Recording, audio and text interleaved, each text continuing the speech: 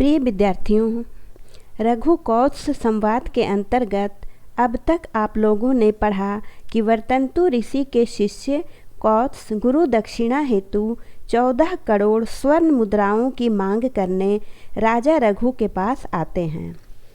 परंतु यहाँ आने के बाद उन्हें पता चलता है कि राजा ने तो पहले ही अपनी सारी संपत्ति यज्ञ में दान कर दी है और अब उनके पास कुछ भी नहीं रह गया है। इसलिए कौत्स अपने आने का मुख्य प्रयोजन राजा से नहीं कह पाते हैं, वे केवल अपना कुशल मंगल बताते हैं। आगे वे क्या कहते हैं, चलिए देखते हैं इस वीडियो में। शरीरमात्रेण नरेन्द्र तिष्ठन् आभासी तीर्थ प्रतिपादितर्धि आरण्यकोपात् फलप्रसूतिः स्तम्भेन निवारयिवावशिष्टः।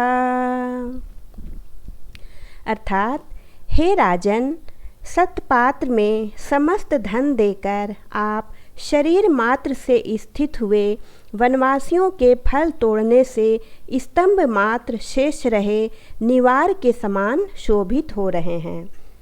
यहाँ पर कौत्स राजा की तुलना निवार धान से करते हुए कहते हैं कि हे राजन, इस समय सतपात्रों को समस्त धन दान देकर केवल शरीर मात्र से आप उसी प्रकार शोभित हो रहे हैं जिस प्रकार वनवासियों के द्वारा निवार से सारा फल तोड़ लेने के बाद डंठल मात्र शेष रह जाता है। आगे क्या कहते हैं देखिए।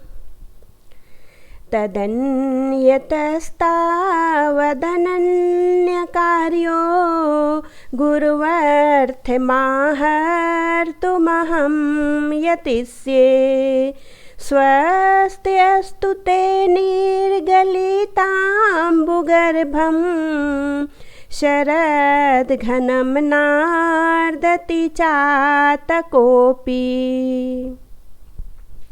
अर्थात कौत्स कहते हैं कि जिसे निर्दिष्ट उद्देश्य के अतिरिक्त अन्य कोई कार्य ना हो, ऐसे में तो अब अन्य किसी से बड़े कार्य के लिए प्रयत्न करूँगा।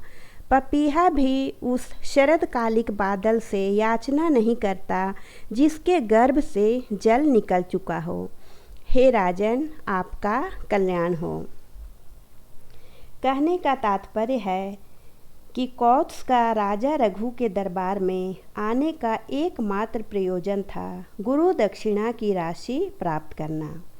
लेकिन ऐसी स्थिति में जब राजा के पास कुछ है ही नहीं, इनसे याचना करना उचित नहीं होगा, क्योंकि चातक पक्षी भी वैसे बादलों से याचना नहीं करता जिसके गर्भ से जल निकल चुका हो, अर्थात जो पूरी तरह बरसकर रिक्त हो चुका हो।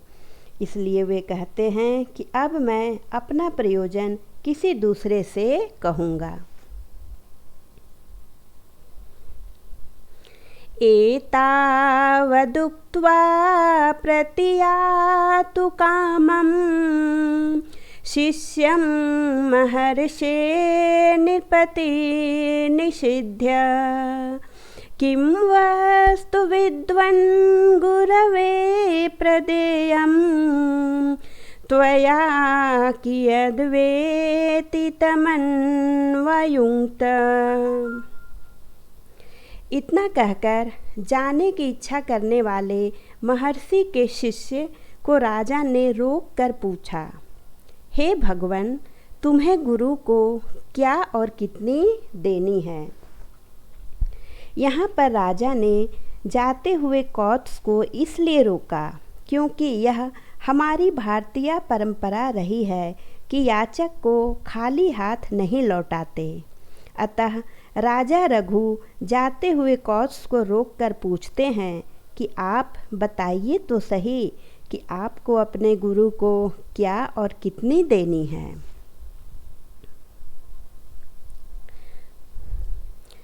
ततो यथावद् विहिताध्वराया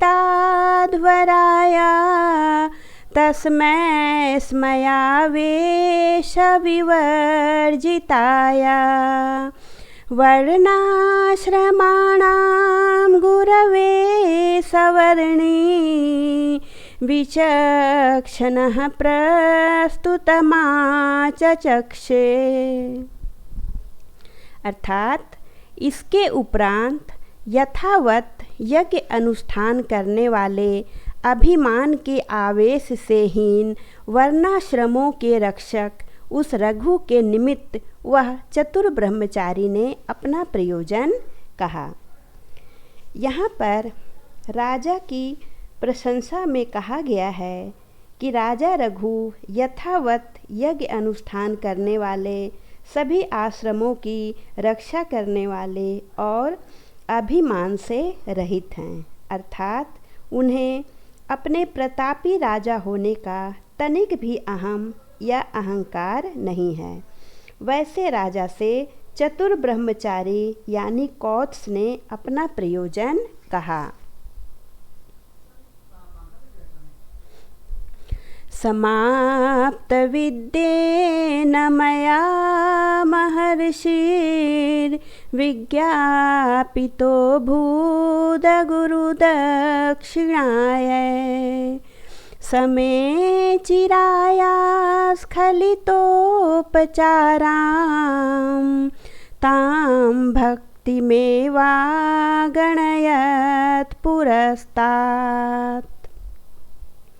अर्थात विद्या समाप्त करने पर वह ऋषि मुझसे गुरु दक्षिणा के निमित्त कहे गए, परंतु उन्होंने पहले मेरी वह बहुत काल की निरंतर प्रीति ही दक्षिणा मानी।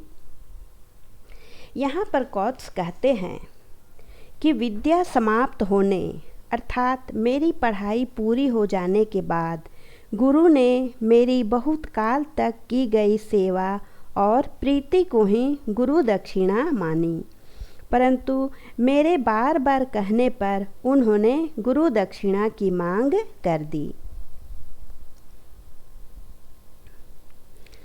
निर्बंध संजात रुषार्थकार्ष्यम् अचिन्तयित्वा गुरुणाः मुक्तः वित्तस्य विद्या परिसंख्यया मे कोटिश्चतस्रो दश चाहरेति। कौत्स कहते हैं कि मेरे द्वारा बार बार गुरु दक्षिणा लेने की जिद करने पर रुष्ट होकर गुरु ने अर्थ संकट की चिंता किए बिना 14 करोड़ स्वर्ण मुद्रा गुरु दक्षिणा के रूप में मांग ली। कहते हैं ना कि बार बार घर्षण करने से तो शीतल चंदन से भी अग्नि प्रज्वलित हो जाती है। ठीक वही हुआ वर्तंतु के साथ भी। वर्तंतु के द्वारा गुरु दक्षिणा लेने से मना करने के बाद भी कौत्स के द्वारा दक्षिणा देने हेतु बार बार जिद करने से गुरु के शीतल हृदय में भी क्रोध उत्पन्न हो गया और उन्होंने आवेश में आकर बिना सोचे समझे 14 करोड़ स्वर्ण मुद्राओं की मांग कर दी।